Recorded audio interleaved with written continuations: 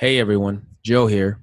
In this episode, Scott and I had the privilege of chatting with Nina Choy-Rohmiller, an Air Force veteran who is currently the Supervising Bridge Engineer for the Office of Structure Quality Management for the California Department of Transportation. During our discussion, we talked about the skills that transitioning veterans bring to the civilian workforce, the challenges they may encounter, and some tips for a smooth transition. Enjoy!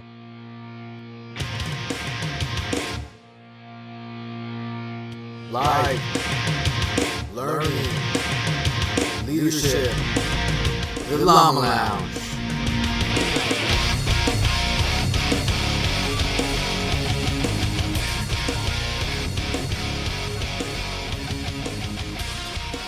Yo, welcome back to the Llama Lounge, a dialogue on all things life, learning, and leadership. This is Joe, and I have with me my homie, Scott in the lounge. What's up, Scotski?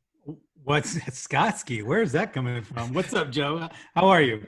Joeski? Oh, I was like, Joeski? Oh, I thought you were going to call me Broseph. Yeah, on a different episode. On another one. Different episode. Okay. Yeah. How's your day been? Right today. It's been interesting. It's a Monday. Okay. All right. Yeah. It's a good. Monday, but it's a good Monday though. It's fine. I like Mondays. Yeah. What? So all right, nice talking to you. On full blast. Yeah, it's so I'm in South Texas. It's pretty warm, but right before I jumped on here, I had to throw a sweatshirt on because my house we got it locked down. It's freezing here. Yeah, what kind of hoodie is that, man? It looks like is that holy? Favorite. What's going on over there? Oh, North Face. All right, we'll take a picture of that later for everybody. All right, got that with some Redskin stuff. Well, it's the Redskin color, so yeah. Yeah. I've worn it on like a dozen of these episodes already. So. Okay. We've only had 20. We've only recorded 20 episodes. So you wore them for 12. About yeah. Yeah. All right. Cool. That's what's up. All right. I apologize. I'm gonna have to reconsider our friendship. Well, hey man, today we have another amazing special guest. We keep getting lucky. We have Nina Choy-Rohmiller, an Air Force veteran, currently the Supervising Bridge Engineer for the Office of Structure Quality Management for the California Department of Transportation. She is also the Vice Chair for the American Welding Society Bridge Welding Committee, and I am so proud that I got all of that out. What's up, Nina? Hey, how's it going, guys? I know it's a mouthful. Yeah, man, that's a lot of words. How do you fit all of that like on an appraisal or something? That thing is that's like 5 lines long. I know, right? I know. Well, I don't we don't have appraisals so much. So I feel like if you ever advertise for your position somehow, it would take up like half the duty description would just be the title. But lots of acronyms. Yeah, nice. You should see your business card. Yeah, it's like a knee board from the exactly. pilot's knee board. That is awesome. Well, Nina, thank you so much for coming on. We really appreciate you taking the time. Like I said, we've been really lucky with our amazing guests out there. You being a prior commissioned officer in the engineer community, that's really close to my heart. And then you're doing some amazing things outside in the civilian world. So thank you for all you do. No, you're welcome. And thanks for having me. I'm excited to be here. Yeah, so we are too. So we thought it'd be cool if whenever we have guests on, we love to hear a little bit about their story, their background, because it's just, man, it's so common that, we kind of overlook those things. But when when other people hear our stories, they often, get some wisdom and some nuggets of some gems out of it. So we're hoping that maybe you can share a little bit about yourself. Yeah, you bet. So I grew up in Colorado. Was born there, grew up there, went to school there, went to Colorado State. And I actually didn't even want to be in the Air Force. I wanted to be in the Army because my uncle had been in the Army and my grandfather had been in the Army Air Corps. And, I planned on going into the Army Reserves. And when I took my ASVAB, they said, well, you're going to be going to college anyways. And have you looked at, an ROTC scholarship? And I'm like, what's that? So, lucky me, my recruiter told me about ROTC. So I put out a couple different applications. I applied for Army, Air Force, and Navy. And the only one that gave me an ROTC scholarship was the Air Force. So you go where the money goes, right? That's right. So I went into the, Air Force ROTC, 5 years of college. I did a 5th year because I kind of like Tommy Boy. Had a little bit too much fun. But I studied engineering, but I didn't really want to be an engineer. At least I didn't think I did. I actually thought I wanted to be in law enforcement. And so, I had done, the summer internship with OSI and, all that stuff. Well, the Air Force was going through kind of like one of those buckets at the time, and they had a shortage of civil engineering officers. So when I put my dream sheet together, I had everything on there except for engineering. And you know how the Air Force is, they give you exactly what you want every single time, right? So I had like logistics, maintenance, security forces, personnel, comm. Didn't have engineering on there. And they're like, you're going to be an engineer. And I'm like, but I don't want to be one. And they're like, well, tough cookies. So I go into the Air Force as a civil engineering officer, and I absolutely loved it. I had the impression that I was going to be sitting behind a desk the entire time cranking out designs or crunching numbers. And I'm like, don't ask me to design anything, it'll fall down. But yeah, I loved it. Loved being a CE officer, loved being out in the shops, my guys they taught me so many different things, how to run a front end loader and, how to clean HVAC filters. Nice. Yeah. That's not hazing, everyone. That's not hazing. No. That's called developing. That's right. Yeah, exactly. I had some excellent senior NCOs that were like, hey, LT, why don't you climb underneath the, this building, because you're the only one that fits. But yeah, so it was a lot of fun. Did 5 years, got to spend some time as a section commander. So I got to do some personnel stuff too, which was really neat. And sad at the same time when you're dealing with people's personal lives. So I got out, went into the private sector for about a year. And I was working actually as a materials engineer. Got out, went and transitioned over to the state, and worked my way up as a materials engineer. Now I'm a bridge engineer, which is funny because I didn't think you wanted me designing anything that was above the ground, but here I am. Got involved with the welding community, and that's how I got involved with American Welding Society and working on the code committee and things like that. Now I'm the quality manager for the bridge department, or what we call the bridge department. It's actually called the Division of Engineering Services, but they do all the structures for Caltrans. And here I am. Yeah. In California.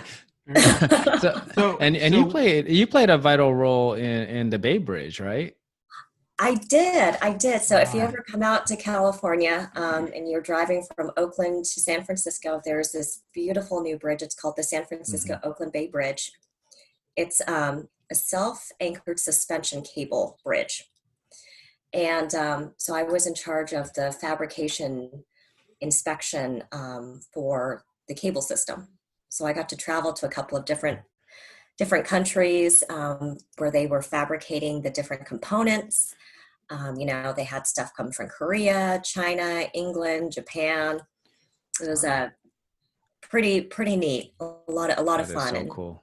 That's very cool. Yeah. That is very cool. Sorry to cut you off, Scott. What'd you have?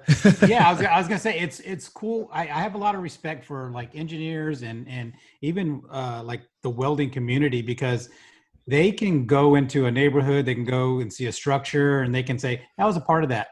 I had my hand in that. Recently, a couple of years ago, I was the director of education for a trade school, and we had a welding program.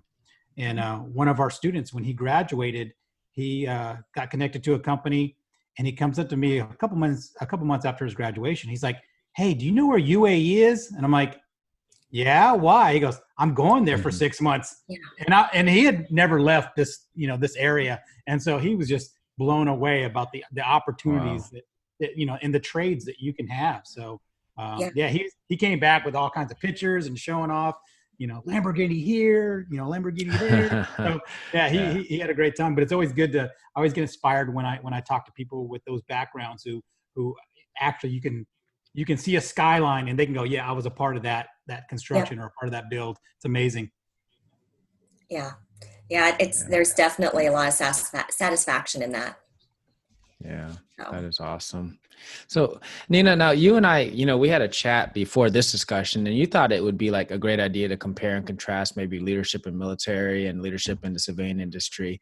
I was thinking, would you be able to elaborate on what kind of drove you to, to want to have this discussion?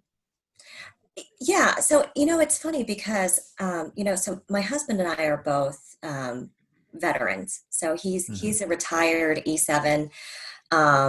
And so we talk a lot about how at work, and being a supervisor and leading in the civilian world, how different, the differences from when we were in the military. Mm-hmm. And, it just kind of struck me as, while there's a lot that translates over, there's a lot of things that when you're on the civilian side of things that you don't think about when you're in the military. And, so, talking to you, Joe, I think the idea came about where, we have a lot of folks that are going to be transitioning, and when you retire, or maybe you separate, or when you retire, you may be, again, put in a position where you're in a leadership role.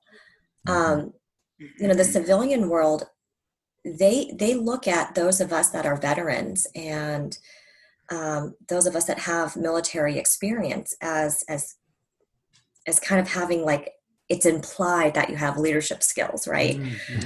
You come out and they're like, "Oh, we have a problem over here. Let's grab Nina. She can fix it." Or let's grab Scott. He'll know how to fix it. Right. Right. Like there's this image in people's minds that, the military folks can just go in and get it done. And so, whether you want that position or not, sometimes it's just given to you. Right. Right. Yeah. And I think the challenge is we continue to prove them correct. Right. To our credit. Yeah, exactly. Right. Exactly. Right. We prove them right. And I'll tell you, I've had experiences where I talked to Joe about this, where I will have a day where I don't feel like I accomplished anything. Like, I'm just like, what did I do today? And at the end of the day, my boss is like, "You are so amazing for our team. You got us through this, and you were able to get this done, and you managed to make this happen." And I'm like, all I felt like I did was just have a conversation. Like, all day, all I did was have conversations with people. I don't feel like I actually completed any task. And so again, for me, I was in the service for 25 years. So I've seen every side of leadership upside and down, and I've dealt with great troops and bad troops, and great supervisors and bad supervisors.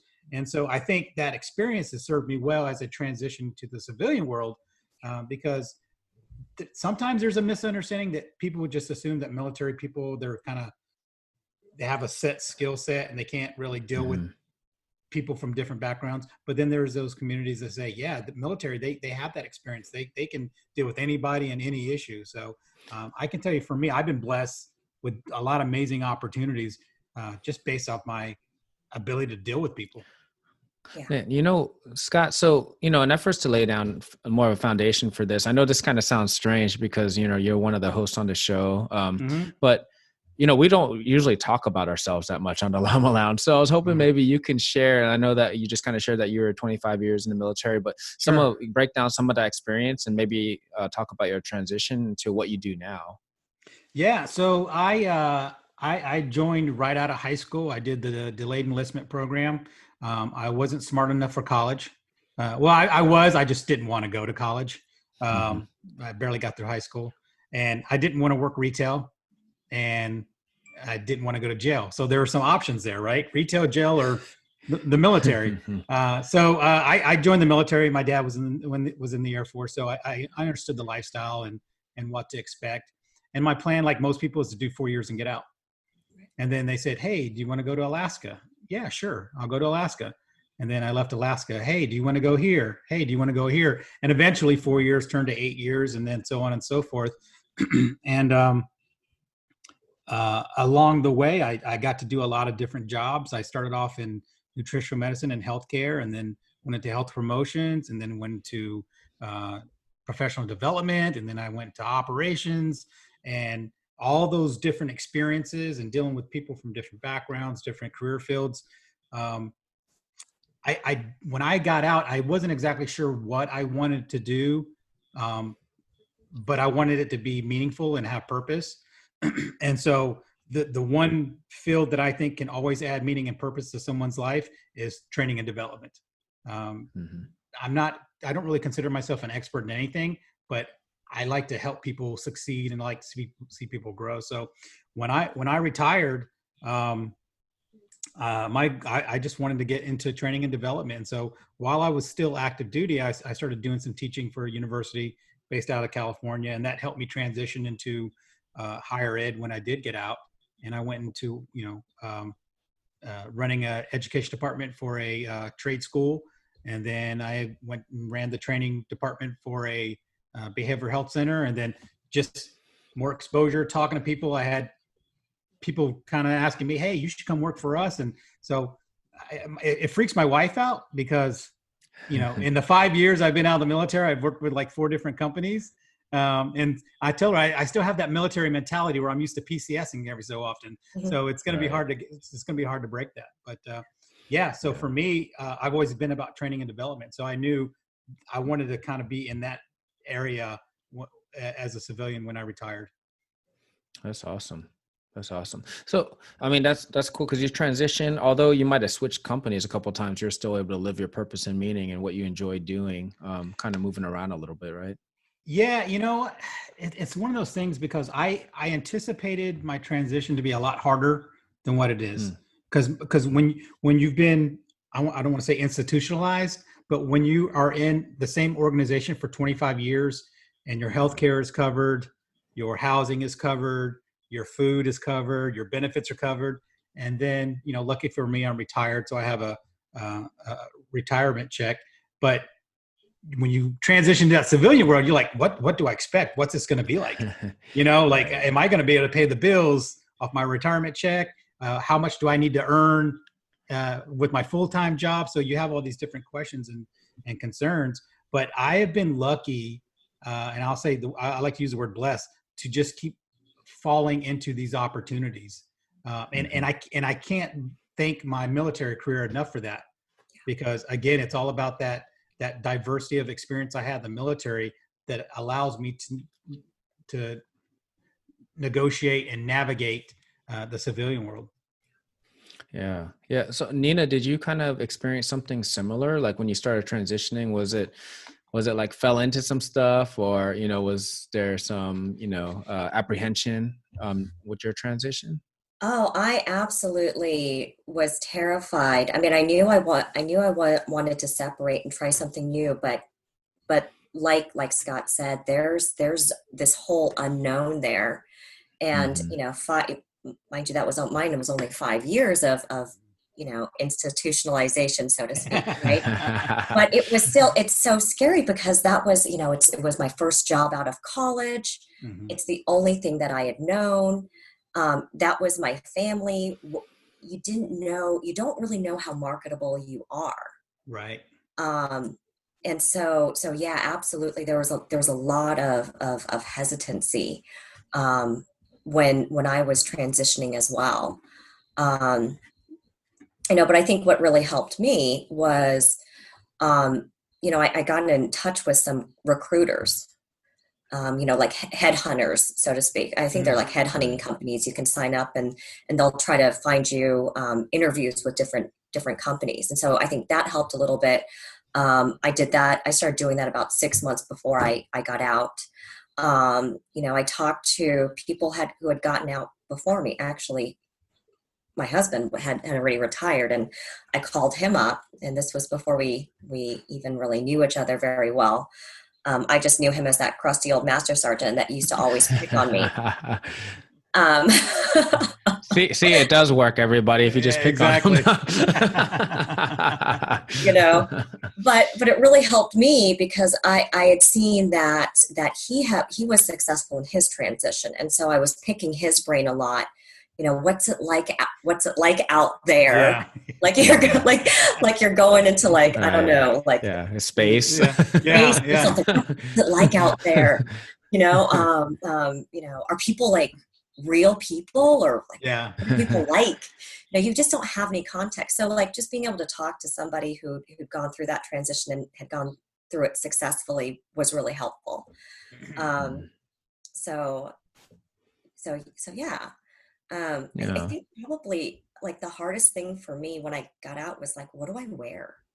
Right. Yeah. I think every job interview I've been on, I'm like, so what's the attire for this position? The worst, That's awesome. right? I was like, so what do I wear? So when I first started my job at this engineering company, and it was predominantly men, right? Mm-hmm. And I said, so what's the dress code? And they're like, it's business casual, which I have no context as to what business casual looks like. I'm like, so what does business casual mean? And they're like, well, like khakis and polo shirts. So I went out to Old Navy and I bought all these polo shirts. And for like a year, the way I looked like Jake from State Farm. Right? I'm like, this is so business casual for different genders is a little bit different. Yeah. So just like not knowing what to wear. That's really interesting. That just blew my mind because I totally thought when, you guys are going through your commissioning programs between like Frisbee class and whatever else you guys are doing, that you'd learn some protocol and dress. You think, but all I knew was, okay, Mondays is blues day. And then, my first interview, face to face when I moved down here was for the trade school, and I was just looking for something part time until I found my real job, and so I applied to be an instructor, and I show up there on a Friday with a suit on, right, and people are running around in like shorts and t-shirts and jeans, and the person I was interviewing with, she goes, oh yeah, Fridays we don't really have students in the building, so we kind of dress down a little bit. I was like, well, thanks for letting me know. I'm kind of overdressed here, but she's like, no, you're fine. That's awesome, man. So Nina, you just talked about that marketability piece, right? So we don't realize it necessarily when we're transitioning. Was there a moment where, you started working into your new job and you realized, wow, I bring a lot to the table? You know what I mean? Like you didn't really consider it. It was stuff that you just thought it was normal because of, your training and your development. And then you start working your new job and people are like just fascinated or in awe of something that you're doing. Yeah. Kind of like what Scott was like saying, right? Like you have a day where like, I just like sent out a couple of emails to people and people are like, wow, you have such excellent communication skills. And you're like, well, I just talked to somebody because that's what you do, right? And and I think that comes from when you're in the military, you are working with so many different people, and if you're PCSing quite frequently, so you have a whole new group of people that you now have to learn how to communicate with, and communicate with efficiently and effectively, quickly. You don't have a year or two to build up a relationship because by that time you're on your way out. And so, so I think that having that background really does help because that's not something that people usually have in the civilian world. People, yes, they do change jobs, but the context of where they're working doesn't typically change, right? If you're working with engineers, you're working with people that have an engineering background. If you're working in marketing, you're usually working with people that have a marketing background. But in the military, I think you work with people from every single walk of life and every single background. So you're able to, I think, navigate the different personality types and characteristics a lot better. And and that's what I think employers are they really kind of need, that person that can act as a liaison or help interface. And that's something I Right. think that those of us that have been in the military and have worked with different people can do, and several different bosses also, Hmm. supervisors and things like that. So we have Yeah. a lot of different context. Yeah, it almost seems like, in a way, the way both of you are describing it, it's kind of like we get, it's almost like the connective tissue. We kind of develop the skills within that realm of connecting Mhm. different organizations a lot, where maybe that's not always happening everywhere else. But I remember Scott and I were talking about one time, and he was talking about he's developing a training program, and he went into detail about what the training program was like, and I was like, that literally sounds like what we do in the Air Force in our 623 Yes. Alpha training records. And he was like, Yeah. it 100% absolutely it is. It's Remember that, exactly Scott? what it is. Yeah. Yeah. I started working for an organization that didn't really have much of a training program. And, they're like, yeah, we need to figure out how to do this, how to do that. And first off, I was thinking, how have you guys been in existence this long and you don't have any formalized training program? So I was emailing Joe and hey, send me your 623, send me an example, send me a copy. And I basically tailored it to that organization, and they were blown away, like, wow, like this is amazing. And I'm like, this is what Yeah. we do. We Right. Yeah. we've seen a thing or two. Yeah. Yeah. It's and I've done the same thing too. I think, in the military, we have to be very effective with the way that we communicate. So, whenever we have, exercises or things like that, we've got our recall list, right? Our Hmm. phone tree. It's like where I was probably 6 months ago, when we had to go through this whole COVID exercise. Mm-hmm. People were like, how do we contact everyone? I'm like, y'all, I have a phone tree for my group.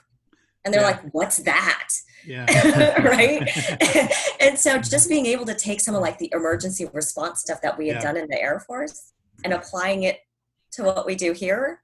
I Hmm. mean, you're just repurposing it, and everybody looks at you like you're a genius. Yeah, I put a social post on my social media. I said, some of y'all have never been through a sea burning exercise, and it's showing.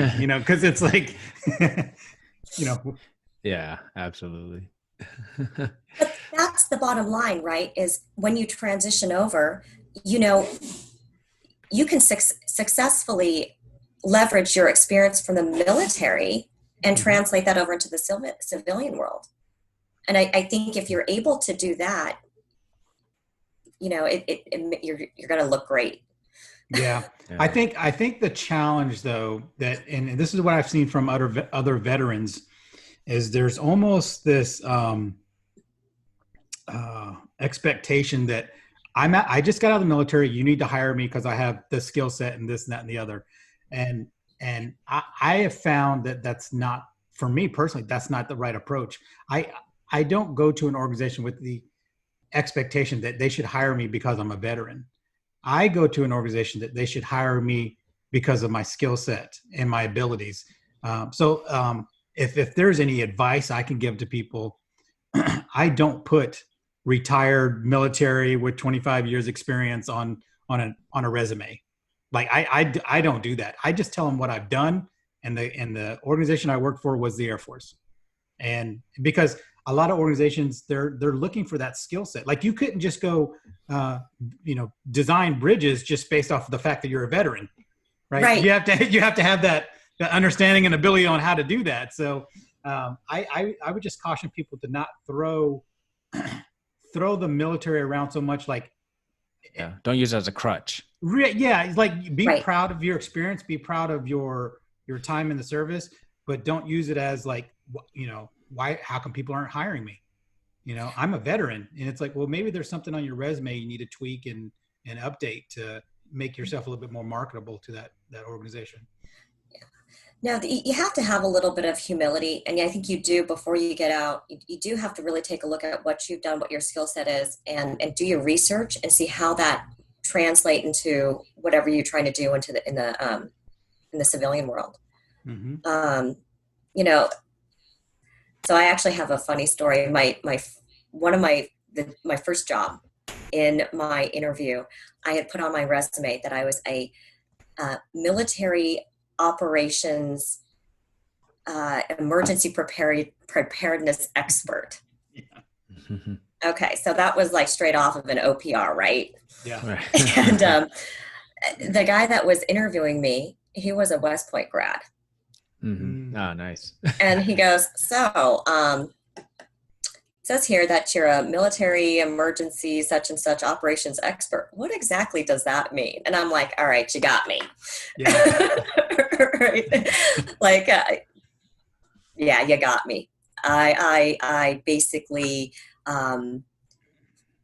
measured the standoff distance for bollards in front of, the base. That's important, command though. That is building. very It is important. very important. Yeah. Right. I made sure people cordon off an incident Yeah. area. Yeah. Yeah. Exactly. My degree helped me do that correctly. Yeah. Right. So yes, word to the wise, don't do that. Because somebody will catch it. I remember my first attempt at resume writing was all bullets. It was all EPR bullets. It was all, what did I do at my last base? Because this is going on my EPR, and I just copy and paste it. And, if I was maybe going and working in the government system, doing a GS position, and I had a former Air Force person doing the hiring, that may have made sense to them. But, you actually have to write in sentences in the civilian world. Yeah. And you got to get used to that. It's, for me, I was 25 years. I knew how to fill a little small section of a piece of paper from edge to edge, and, taking the word from, it used to be the word forward, FORWARD, and now it's FWD, and shrinking everything down, and you don't need to do that on an actual resume. You just spell it out and tell people what you did. But that the bullets off of your EPRs and OPRs, that can be a good starting point. Oh, yeah. For what you did. And I was always very grateful for that, because it documented what I did. It was just then I had to translate what it was into civilian speak, and then maybe take out some of the flowery stuff like single-handedly spearhead, multi-million-dollar honchoed project, right? Quarterbacked. Bulldogged. Yeah. That's a good Bulldogged. one. Bulldogged. Yeah. So, but what does that mean? What I really appreciate, though, is because I talked to some of my civilian friends, and they're like, "Yeah, I've been working at this job for this long. I've been executing whatever I'm doing," and then they hired a person with an MBA to be the supervisor of our clinic or whatever it might be, but they don't really know what we do, and they haven't really experienced it. And then they start making changes, and they're not on the floor to understand how those things happen. And I think, I'm not saying that doesn't happen in the military, right? But I think that because of the way we kind of grow up in it, it kind of helps us at least empathize with the folks that we're going to end up supervising, because we were probably somewhere down, at that level, or maybe not doing the exact same thing, but we kind of have an understanding and perspective, and the training that we get really puts us in positions to at least understand, and before we start making changes. And I think that really helps, especially if you've been in for a while and you're transitioning to a leadership position on the outside.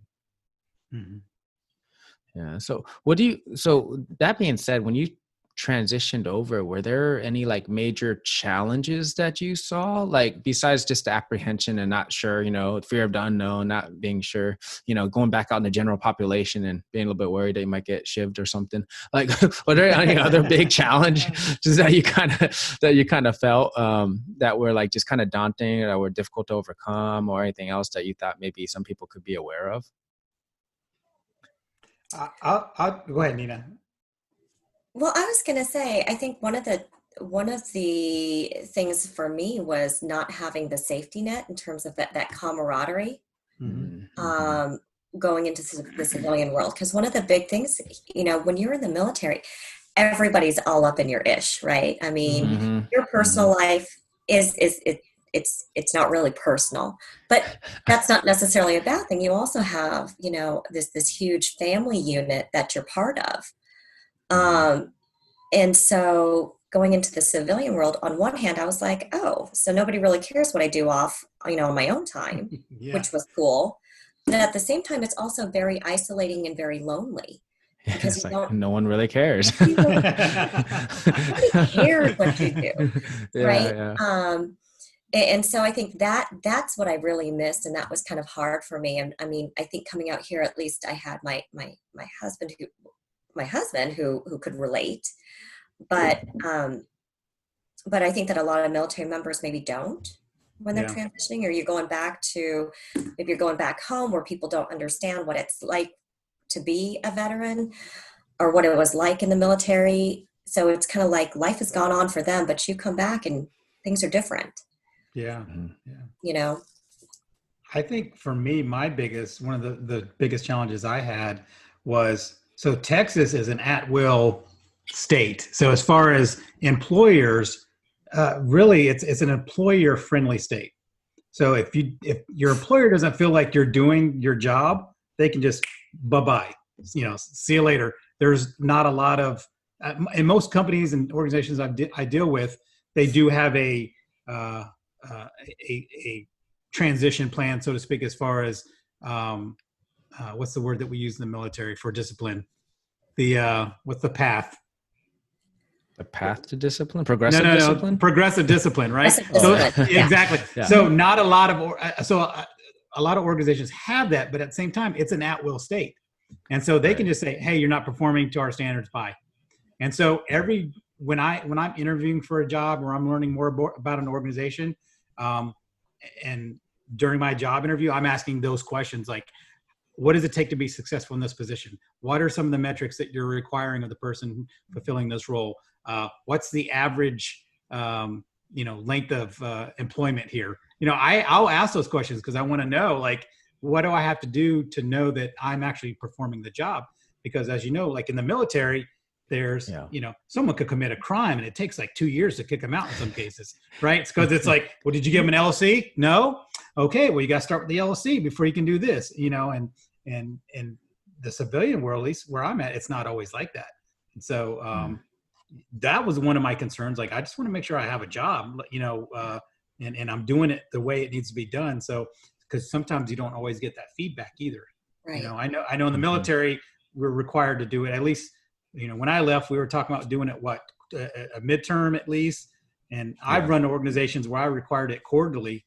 And so I haven't had an official, when's the last time I had like a sit down? It's been a while since I had someone sit down with me and go, this is how well you're doing. This is where you need to work on. So some of those things can be kind of scary, especially if you're used to a certain system for so long. And now all of a sudden you're trying to learn a new system. It's interesting because in California, it's a little bit different than Texas in terms of, I think we're kind of the opposite of at will. A lot of the larger companies, the employees have a lot more protections than you do as a manager or a supervisor. So we have what's called bargaining unit. So it's basically unions. So when we as supervisors and managers, we discipline our staff, we have to be very, very careful about what we do because they can fire managers and supervisors like that. Yeah. But as a bargaining unit employee, you have the union that you can fall back on. So, one of the things that I've had to do is be a lot more aware of what bargaining units my employees are part of. Right. You've got the operators union, you've got, International Brotherhood of Electrical Workers, you have the engineering union. And if you don't understand what the union contract says, you can get in a lot.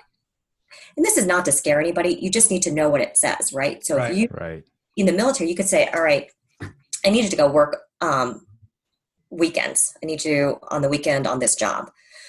Well, you can't necessarily do that in the civilian world because what does the union contract say? It might say you have to take the guy that's on the books at the top of the books first. Yeah. Or you got to give them a 30-day notice that there's going to be a change in their work environment or exactly. And there might be a pay differential. And if you're working more than 10 hours a day, then I have to make sure that they're compensated for meals or whatever.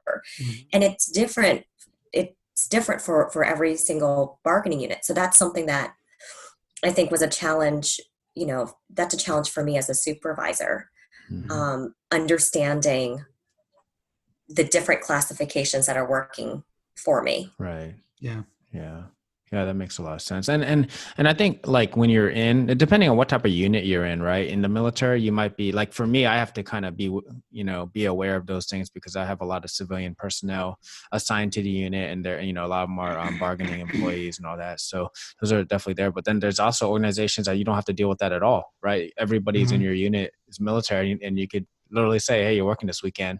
I'll let you know why starting Saturday, right? Yeah. I mean, I Exactly. wouldn't recommend that, but technically you could, right? So, yeah, there's some challenges there, and it's really a lot of education that we gotta go through. But what are some other things that you would think, because we kind of started off with some of those things that maybe we take for granted as skills that we bring to the civilian force that maybe we don't Mhm. even think about? Because are there any other examples of that? Like, Nina, do you think that there's anything else that kind of, you talk about communication skills a little bit, right? But any other things that kind of just pop out to you that like, that you kind of felt like it was just something that you knew, but people are looking at you like, oh, that's kind of cool that you knew that, right? Like it's something that you brought to the civilian force.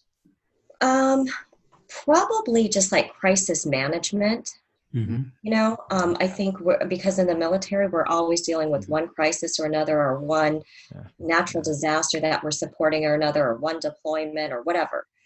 And so I think that there's a flexibility that we bring, and also kind of like that when there's a crisis, we can take a step back and say, okay, let me take a look at the battlefield here and see what's going on. Mhm. Whereas I think that, especially where I'm at in the civilian world, they're they don't deal with crisis very well. And maybe Mhm. it's just, engineers have this analysis paralysis, which very well could be it. But I think that's something that at least in me personally, I've been able to bring. So they look Yeah. at you as kind of being like the problem solver during a crisis, Mhm. Mm. you know? I can relate Yeah. to that. Yeah, yeah. You get not in the organization I'm in, but in previous organizations, I get pulled into a lot of conversations as a mediator, as a hey, this is going on. Can you deal with these two? And I'm like, neither one of these people work for me. Like, why am I handling this? You're or good at it. hey Scott, we got to let this person go. Can you be in that room when we fire them? And I'm like, why me? Like, why do I have to be in that room? Uh, you know, so it's those skills. I will tell you some of the tangible type skills is every additional duty I've ever had is like a little magic trick in my pocket. If I'm when I'm completing if I'm looking at a job posting, I could look at a job and go, I've never done that job before. And then I go, wait, they want someone with some resource management experience. Oh, they want somebody with some inventory experience. Oh, they want somebody that's done this and done that. And I'm like, oh, I've been doing that my whole career. Even though my job was this, all these additional duties that I took on, whether I wanted to or not, became additional skills that I didn't realize I was obtaining throughout my career. And so I would tell anybody, if you're in the service, and eventually everyone transitions out, whether it's 5 years, 25 years, 30 years, I would take on those little unique additional duties that nobody else wants to do. Right. Hey, we need someone to be our supply guy. And I remember when I was a senior airman and I was a supply guy for the dining hall at Wilford Hall Medical Center. And I'm like, I don't Mhm. care about these paper cups. But that taught me inventory. That taught me accounting. And that taught me all sorts of things that years later I can put on my resume and go, yeah, I've done inventory. I've done accounting. And that happened to be a skill that they were looking for that particular position. So those little special duties, even though your job, you could do 5, 10, 15, 20 years in a specific career field, that doesn't mean that the job you do when you get out has to be that same career field. Right. Yeah. Because for me, I've been doing education and training my entire career. I was teaching classes as an A1C. Now I was teaching classes to older men who just had a heart attack and had open heart surgery. I was teaching cholesterol classes and healthy heart classes, but I was doing teaching my entire career. And so that's where I found my passion, not necessarily in teaching those topics, but in helping people be their best. And so every little, most people hate volunteering for things and they hate, you know, additional duties, but those can be some of those little things that really shine on a I was gonna say an EPR, that can really shine on a resume at some point in your life. Well, it's like making an investment in your future, Yeah, absolutely. right? Yeah. Putting coins in the piggy bank. Hmm. Hmm. Yeah. And to me, sometimes that's just as valuable as the education, Right. because sometimes they don't even care what my master's degree is in. Oh, you got a master's degree? That's great. Oh, you did inventory management? Yeah. Yeah. Oh, that's perfect. That's exactly what we're looking for. So just don't let those things, don't consider any of those additional duties to be insignificant, because they can mean something later on in life for you. Yeah. And all those, like, I'm just thinking like the additional skills are things that happen through things that we don't want to happen. Like, I don't know, I could wait like the best of them, like just get someplace and wait for hours, the patience that I have now because what the military has done for me, but also the adaptability. I've been moved around numerous times in different types of situations. And I'm like, all right, I guess this is what we're doing today. Yeah. Oh, Yeah. you got a new job today. Oh, I guess it's Thursday. We got a new job today. You know what I mean? But I think those things are really cool and probably can translate, I imagine, to quite a few things in the civilian industry. Well, I think that adaptability is a key thing, because one of the things that I think, we have a hard time with in the civilian world is managing change. Mm-hmm. At least with my organization, it's so large, and it's been an institution here in California for a very long time. Change management's tough, and people don't like to change, and it's trying to find people that have that ability to adapt and take a new project on, or a new vision from new leadership, and say, okay, well, I can take this and then we'll roll with it. I think because we have been under so many different leaders throughout our careers, you're used to that. I mean, we always knew, got a new wing commander in, here we go again. We're going to change things. We're change all the PowerPoint slides, change the little motto, policy letters, policy letterheads. Yeah. Exactly. All that stuff. Yeah. Those are definitely good. I mean, I think that, it kind of seems like a butt pain while you're experiencing it, but but it does lead to a lot of good stuff when you're on the outside looking at it, I'm sure, because you're able to adjust. Things change, right? I mean, adaptability is very key to success of any organization, or unless if you're just sitting there and they're not evolving, I can only imagine that. Doesn't matter if you're in the Air Force or any other service or in the civilian industry, it's probably not going to be a good thing if you're not evolving at all as an organization. Yeah, I think you guys are both hitting it perfectly, and like you said, the ability to be a problem solver, because in the military we're expected to not just sit still as problems arise. We're expected to actually hit them head on and overcome them. And I'm one of those people that when I go into an organization, I'm going to observe for a little while, but if I start seeing things that are taking place that just don't serve any purpose, I'm going to start asking questions like, why are we doing this?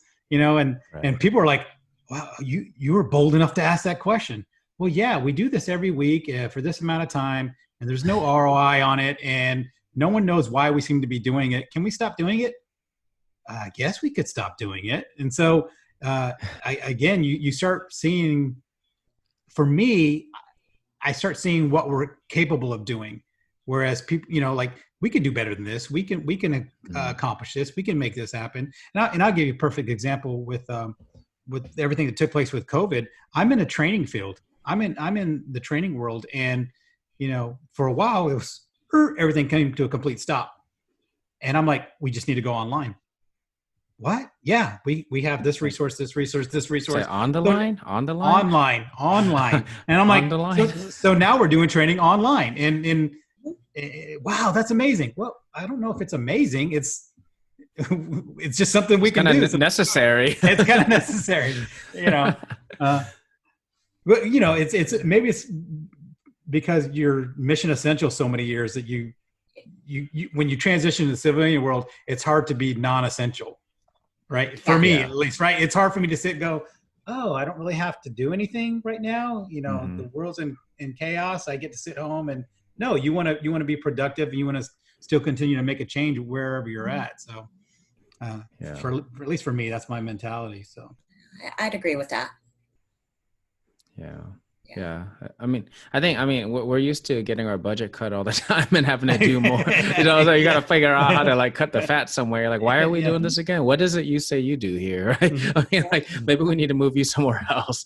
Right. Those are all things that we're kind of used to, but I also think that might, that could also probably lead to some challenges, right? We come out and it's like, why are we doing it this way? We should just change it. Right. Because you could come in a little bit hard too. Right. Because I've heard of that. People have a hard time transitioning as well because of that. Well, yeah, but at the same time, that's where I say that observation, you have that observation period, right? Because eventually you may learn that there's a reason why this is taking place. So that's why I'll sit back and and eventually it'll get on my nerves long enough before I say something. I'm like, okay, last straw.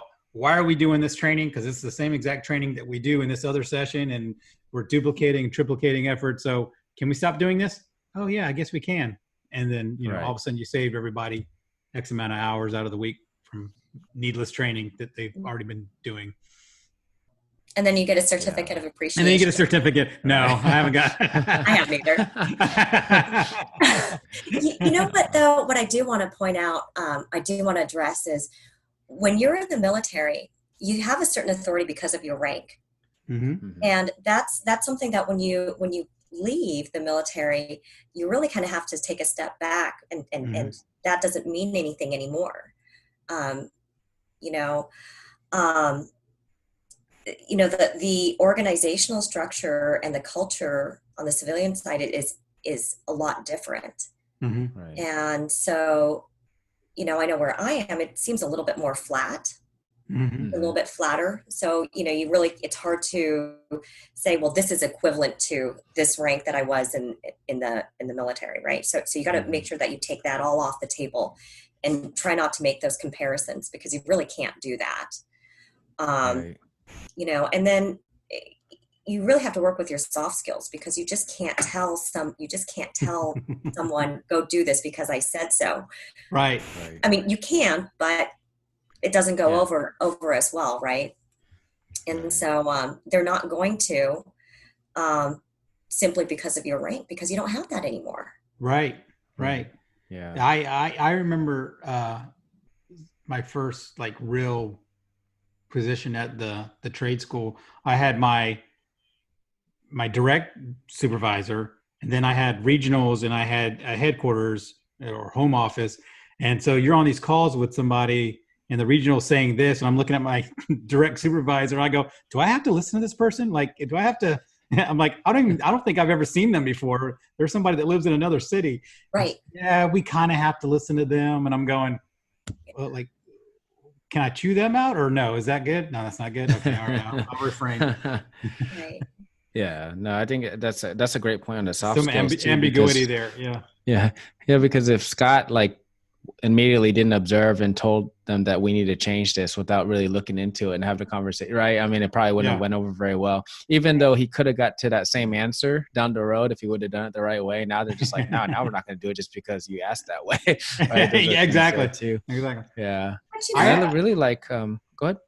Nina? No, I was going to, but a lot of the leadership skills that you have from the military, they do translate over. I mean, right. Sure. The best leaders that you have are not going to be the ones that say, because I said so. Oh, right? sure. Yeah. Explain the mission. So if you're successful as a successful leader in the military, and you take those principles over to the civilian side, you'll be fine.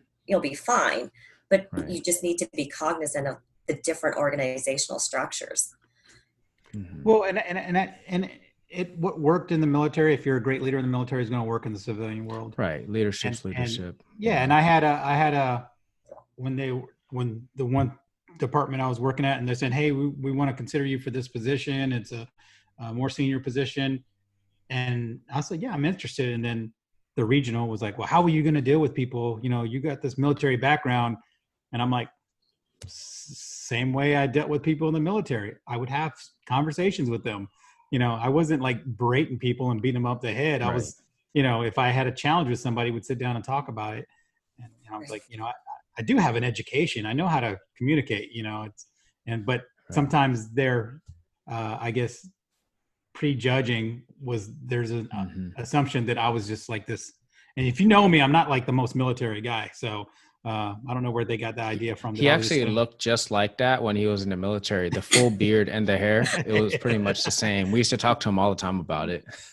Well, there's this civilian perception of the military, and it's from Hollywood, and the different TV shows and movies, and Full Metal Jacket, like really,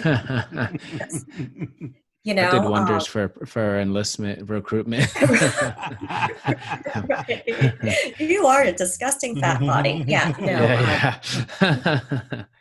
So it surprises people, I think, sometimes when their perception of what a veteran's like in the military, that's not how we do things. Right. Right. And but I have met some people that was their style, and again, because they just I don't know if they ever really transitioned, right? It was they were so used to having it their way, right? Maybe they were up in rank when they got out, and so they had that expectation that everyone would, hey, I was this and that in this branch, and I was this and that branch. Right. Yep. And people still nobody cares. Cool. Yeah, that's so just have to be careful with that. But I think for the most part, if you're a decent leader in the military, you're going to be a great leader in the civilian sector. It's all about what can I bring to this organization, right? So if you go in with that mentality of, here's what I can bring to the organization, here's how I can make the organization better and more efficient. I think that's key to part of that successful transition. Yeah, as opposed to this is what I deserve. Yeah. Right. Yeah. Right. And I think what you guys talked about too is like how peer leadership skills is so important. And I think that's really important in the military, especially when you move up the ranks, because at some point you can't leverage your positional authority anymore. And I think, when I tell leaders or NCOs or senior non-commissioned officers that, hey, you should go get involved in professional orgs.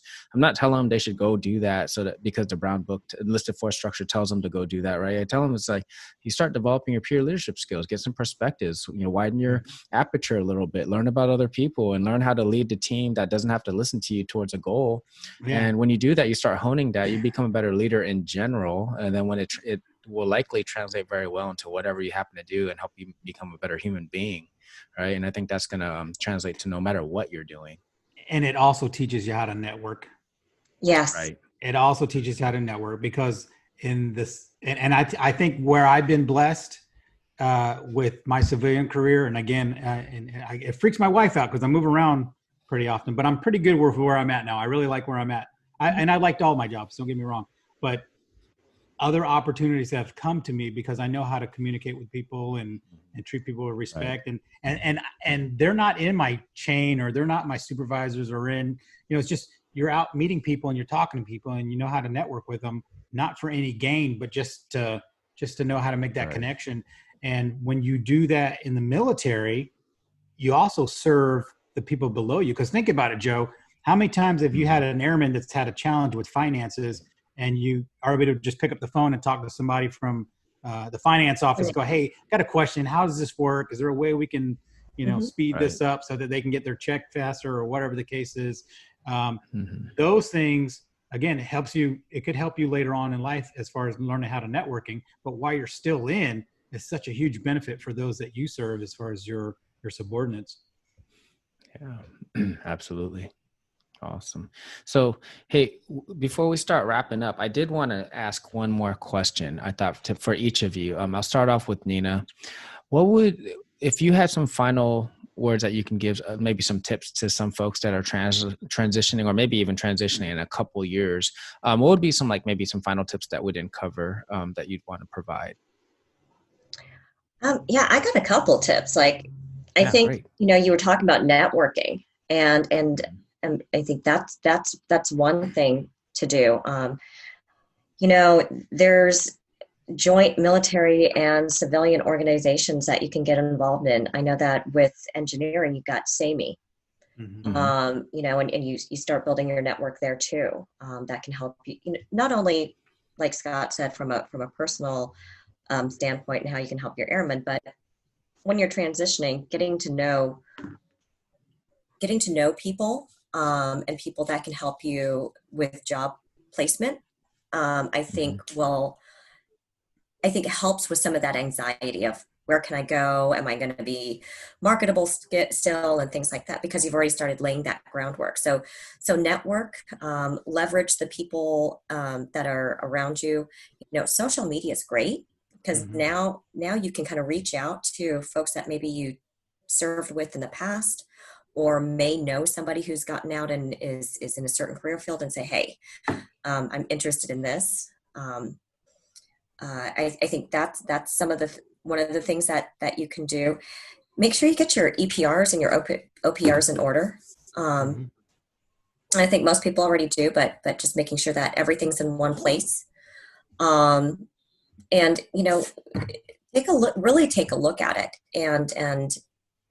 and distill what those bullets really mean and how they can translate into the civilian world. And think of everything that you've gone through. People are really scared of the change and afraid to fail, but think of everything that you've gone through in your military career, all the different PCSs and deployments and the separations from your family, whatever, right? And all those challenges that you've already had to overcome, you've got this. You've definitely got this. So. Awesome. Thank you. Your turn, Scott. What do you got? Yeah. So everything she said. Yeah. No, but so what I would say, and I tell this to anybody, whether you're military or civilian, you have to adapt your resume to the job that you are applying for. You can't give this 4-page, hey, this is all my military career. You have to update it as you go, because a lot of times the HR folks, and especially if it's a large organization, they don't see it. They have these programs that just pick up keywords, and if those keywords aren't in that resume, then so you could be the perfect candidate, but you miss out because you haven't really adapted your resume to that job description or that job ad. I would also be careful with putting the word retired, 25-year Air Force retired, because in the civilian world, when you hear the word retired, you think of someone who's collecting Social Security, right? and so it's tapped out. And I honestly, I don't put veteran on my resume. I just put my experiences, because I could put veteran and everyone thinks that I'm Rambo, right? Because, you're in the military. Because, a lot of folks they're getting better, but there are a lot of agencies out there that just don't understand the military lifestyle. So they kind of lump everybody in the same boat. So be careful with aging yourself, or not aging yourself, but aging yourself. But here's another thing that I'll say is your first job out of the military is not terminal. Right? It is not a life sentence. You don't Clearly have to. Not for you. Yeah. Well, so here's the deal. Sometimes we get in panic mode and we will accept the first job offer that comes our way, right? Because we're like, I don't know if I'm going to be able to find another job, and they said yes. And I tell you, this is the time to be selfish. You've served your country, you've sacrificed. It's okay to be selfish during that time when you're doing your transition and you're going to TAP and you're taking all these extra classes on learning how to transition out. And I'll tell you a mistake that I made where I accepted a job offer from an organization, and I was still very military mindset. And then next, like the day I accept a job offer, another company calls and says, hey, yeah, we'd like to interview you. And it's a job that pays a lot more money. And I go, sorry, I've already accepted another position. Like in my mind, I'm thinking, no, I've already committed here. Right. And that was the way I was raised in the military, commitment. And so I'm thinking, no, I've already committed this organization. I didn't start with that organization yet, but I said I was going to go work for them. Meanwhile, how many other jobs did I turn down or opportunities did I let go? Right. So until I'm actually starting that job, your commitment is to yourself. So, just keep that in mind. And I'm one of those guys too, that I've taught resume writing classes and interviewing classes. So you guys are going to know how to get a hold of me on the Llama page. So if anybody's got questions, feel free to, and I'm going to give you from my experience, everyone's a little bit different, but feel free to reach out to me. I have no problem at all helping others out. That's awesome. So all I heard was copy and paste a duty description onto your resume in all white font. So all the keywords will show up in the system to get past the first. Okay, got it. Exactly. I appreciate that. And all right, Nina. So whenever we wrap these up and we have a guest, we like to do this thing called a leadership rapid fire questions. All right. Oh, wait, am I doing this or no? Oh, I'm not doing this. No, not you. No, not you. Oh, You're not important okay. anymore. Okay. Okay. All right. All right, Nina, are you ready? All right. I'm ready as I'm going to be. Question number 1. What is your favorite leadership trait? Humility. Humility. Awesome. Humility. All right. Do you need me to say why it's humility? Or Sure. If you want to elaborate a little bit, we'd love to hear some more. Well, I think because if you can be humble, then it's not about you. And if you can start thinking about other people and your organization, as a leader, then you're really benefiting them, and you're just going to benefit others when you don't put yourself first. And so, with that humility comes self-awareness. I think humility is kind of like this foundation for all these great leadership traits, right? We talk about leaders need to be self-aware. Well, you can't be self-aware if you're not humble. If you don't have the humility to say, I know that I don't know, but let me find out. I know that I'm not perfect, but let me look deep inside myself and see what I can do to be better. So, humility. Awesome. All right. Question number 2. What is your favorite quote? Okay, so I'm not a big quote person, but there's one that always sticks with me, and it's, I believe, by George Santayana. That's who it's attributed to anyways. And it goes, those who do not learn from history are doomed to repeat it. Mm-hmm. Awesome. Very cool. All right. Question number 3. What is your number 1 book that you would recommend, or books that you would recommend for an aspiring leader?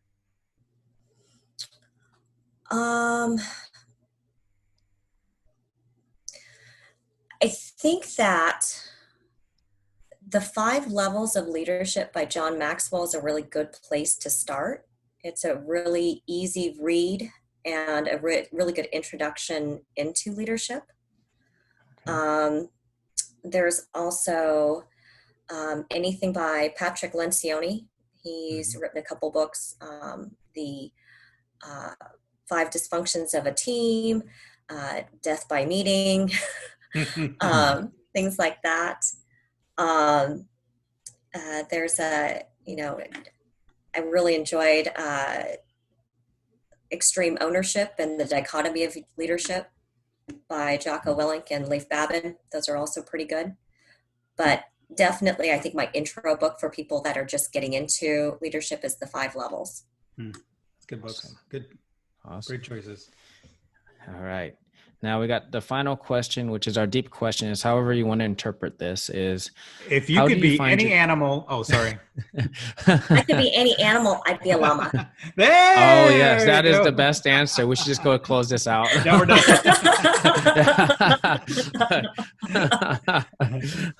But the last question is, because at the Llama Lounge, we're all about life, learning, and leadership. How do you find your harmony between life, learning, and leadership? I think you have to have a passion for it. If you don't have a passion for leadership, and if you have that passion for leadership, then I think you'll automatically just want to keep learning about it. How do I balance? Oh, that is a tough question. That's a really tough question, because I've been accused of being a workaholic. So, so that's maybe not a good one. But how do I balance it? I think because it's my passion. That's how I balance life, learning, and leadership. My life is, I'm passionate about leadership and the people that I work for and work for me, right? I love people. I really do. And I want to see, the people that work for me and the people that I work with become better. So if I can do that by being a better leader, then we all win. And if I can be a better leader by learning from you, Scott, or Joe, or the other folks that you've had on the Llama Lounge, or other peers, I think it just fills my heart, and it just that's everything just works itself out. That's awesome. That is awesome. Yeah. Thank you so much for coming on. It really means a lot to us, and to get some various perspectives. We always try to get different perspectives from different types of people. And you brought some great ones here today, some awesome wisdom, and we really appreciate it. And we need to have you on here again one day. Well, thank you guys for having me. I really had a good time chatting with y'all. Yeah. And congratulations on your success and your career. I mean, it's amazing stuff. It's just amazing. very exciting things. Yeah. Yeah. Every time I drove over that bridge, I'm like, hey, Nina was part of this. This is there awesome. You go. Right. There's a lot of days I take a step back and I'm like, wow, I can't believe I've done this. Yeah. Right. It's cool. Right. It's kind of awesome. Like if I just like poof disappear today, I've already left this world a better place. Yeah. Yeah. It's kind of neat. Absolutely true. Yeah. Very cool. So awesome. Well, for all our listeners, thank you so much for tuning in once again. As always, stay safe, stay healthy, and llamas are out. Later. Thanks for tuning in to the Llama Lounge podcast. Be sure to visit the homepage for links to products and services related to this episode. And don't forget to subscribe to the show on your podcast platform of choice. See you next time.